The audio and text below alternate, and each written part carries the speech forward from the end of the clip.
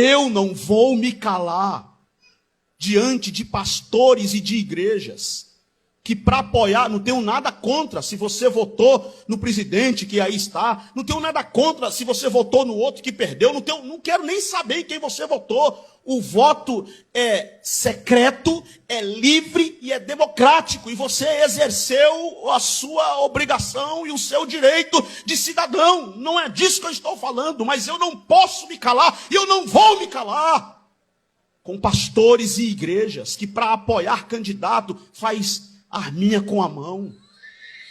Pastores lá em São Paulo fizeram selfie. Levanta toda a igreja, todo mundo ficou em pé, faz todo mundo assim. E o pastor fazendo selfie de cima do púlpito. Como? Que evangelho é esse? Que evangelho é esse? Eu não posso e não vou me calar diante de uma igreja que transforma a frase diabólica, bandido bom é bandido morto, em frase sagrada. Essa frase não é sagrada. Nunca foi. Essa frase não é de Jesus. Bandido bom é bandido morto. Não, não. Na boca de Jesus não se ouviu esta frase. Na boca de Jesus se ouviu: hoje estarás comigo no paraíso. Ele falou isso para um ladrão. Eu não posso e não vou me calar. A igreja foi colocada na terra para ser base de amor, para ser fonte de amor. Eu sou de um tempo da Assembleia de Deus, que os crentes mesmo sem saber ler, que pastores que não tinham teologia, que pastores que não sabiam pregar direito, mas saíam na rua dizendo: Jesus salva bandido, Jesus salva prostituta, Jesus salva ladrão, e Jesus salvava mesmo.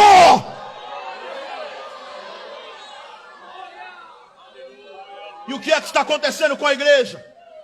Por que que a igreja mudou? Por que que a Assembleia de Deus tomou esse rumo aí? Vote em quem você quiser, repito. Apoie o candidato que você quiser, você é livre para isso. Mas não use o evangelho, pelo amor de Deus, não use o evangelho.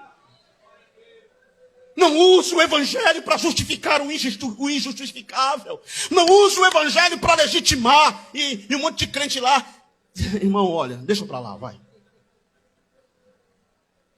Santidade é absorver os valores de Deus. Quais são os valores de Jesus? Para quais valores Jesus viveu e morreu? Ele andou entre escória da sociedade. Ele foi em festa de pecadores, comeu e bebeu com eles, e foi chamado de comilã e beberrão, amigo de publicanos e pecadores. Queridos, eu creio que o irmão tenha ouvido este pastor pregando esta palavra, que para mim é muito importante, porque nos traz um entendimento melhor em relação política e igreja. O interessante é que é uma queda de braço da igreja com o mundo espiritual. Sabemos muito bem que por trás da política tem coisas que são absurdas em relação ao convívio deles com religiões, quais não é lícito que eu venha citar nomes, que é para que não venha a gente tomar um strike. Mas eu quero lhe dizer uma coisa. Se a gente pegar uma laranja podre e em um cesto, um caixote, se tiver uma laranja podre no meio, ela vai apodrecer.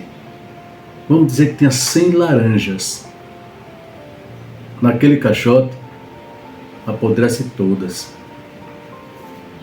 Assim, claro, que é uma opinião minha, que não dá para andar junto. A gente olha para a política, olha como ela é tão falha. Você vê um palhaço de um circo, é uma pessoa que faz sucesso, e pelo sucesso dele, esse mesmo palhaço pode chegar a um deputado, a um senador, até mesmo presidente da República. Uma pessoa que vivia brincando, fazendo o povo rir, palhaçada para lá, para cá, e de repente o homem vira presidente da República. Olha que coisa. Se a gente for olhar para um lado de sindicato, a gente ainda não viu um sindicato que faça coisa boa para os seus associados. É interessante isso. Mas de repente aquela mesma pessoa, ele vai e torna-se um vereador, depois deputado e aí em diante, e pode chegar à presidência. Esse mesmo homem, tanto o presidente de um sindicato quanto um palhaço, lá na frente eles vão estar formalizando leis para mandar na minha e na sua vida, na vida dos seus filhos, na vida dos seus pais.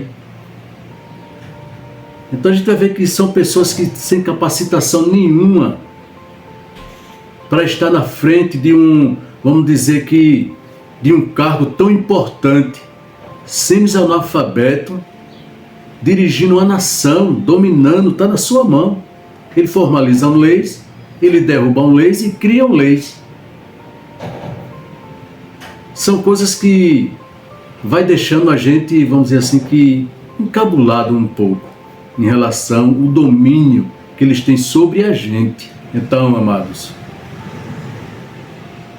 claro que eu jamais vou exigir isso dos irmãos, mas é uma ideia minha, que um pastor jamais ele poderia ser um político, porque ele mistura tudo. Eu peço permissão para falar aqui a respeito do pastor Gilmar. O pastor Gilmar, uma certa feita, ele profetizando ali para Marco Feliciano, ele disse que, olha Marquinhos, Deus não te quer para a política e sim para a pregação. Não largue a pregação, não se deixe ser persuadido pela política. Chega lá na frente, Marco Feliciano político, e logo depois, pastor Gilmar, né? Agora envolvido em rachadinhas, sendo julgado. Então, o que eu penso, isso é um pensamento meu, que jamais um pastor poderia se envolver com política.